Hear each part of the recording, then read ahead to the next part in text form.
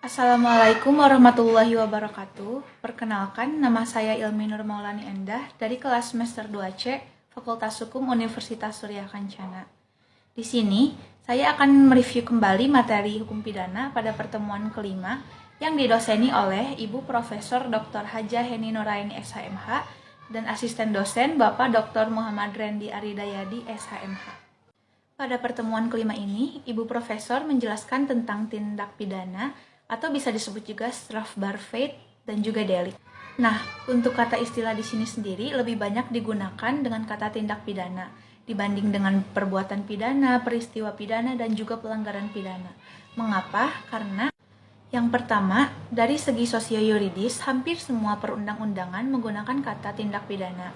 Lalu yang kedua, semua instansi penegak hukum dan aparat menggunakan istilah tindak pidana. Dan yang ketiga, para mahasiswa mengikuti tradisi dan kebiasaan dengan menggunakan kata tindak pidana dibanding dengan perbuatan pidana. Nah, dengan contoh Undang-Undang Nomor 35 Tahun 2009 tentang tindak pidana narkotika. Lalu di sini saya akan menjelaskan sedikit tentang pengertian tindak pidana. Merupakan pengertian istilah yuridis yang berbeda dengan perbuatan jahat atau tindak kejahatan. Lalu dilihat dari isinya, yaitu yang pertama ada perbuatan pidana yang disebut juga criminal act, dan yang kedua pertanggungjawaban pidana yang disebut juga dengan criminal responsibility atau criminal liability. Lalu di sini saya akan menjelaskan tentang unsur-unsur tindak pidana. Terdiri dari dua unsur. Yang pertama ada unsur objektif dan yang kedua ada unsur subjektif.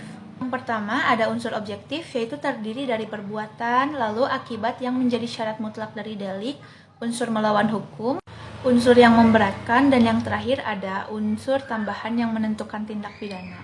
Lalu yang kedua ada unsur subjektif, terdiri dari kesengajaan, kealpaan, niat, maksud, dan rasa takut. Mungkin cukup sekian review materi yang dapat saya sampaikan pada pertemuan kelima kali ini. Mohon maaf bila ada kesalahan. Wassalamualaikum warahmatullahi wabarakatuh.